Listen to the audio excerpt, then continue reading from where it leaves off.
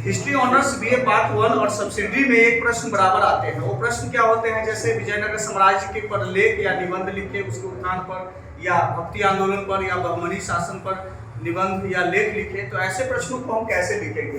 तो ऐसे प्रश्नों को लिखने के लिए टॉपिक बनाकर आप लिखेंगे। कैसे?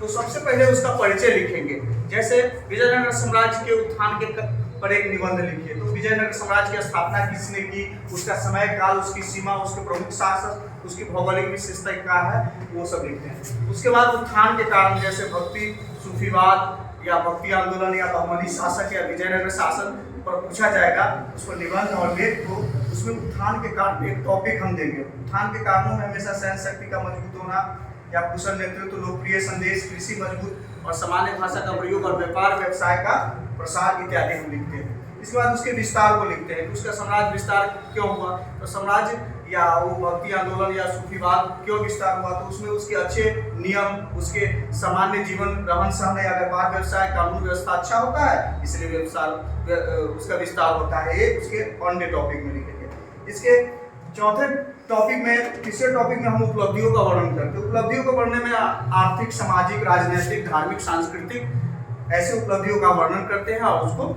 समराइज करते हैं। उपसंहार, उसके बाद सबसे लास्ट में उसका उपसंहार लिखते हैं। उपसंहार को उससे जुड़ी हुई अच्छी बातें लिखते हैं उस टॉपिक में, कि यह एक अच्छा और महान सभ्यता था, या सूफीवाद अच्छा है, या बहमनी शासन एक कुशल नेतृत्व वाला शासन था, इत्यादि सकारात्मक बातें लिखते हैं। इस प्रकार जिन प्रश्नों के अंत में लेख या निबंध आधारित रहे या उस पर आधारित प्रश्न रहे, उसका हम उत्तर ऐसे टॉपिक वाइज करके परिचय, उत्थान के कारण, विस्तार, उपलब्धियों का वर्णन और उपसंहार के रूप में लिखते हैं।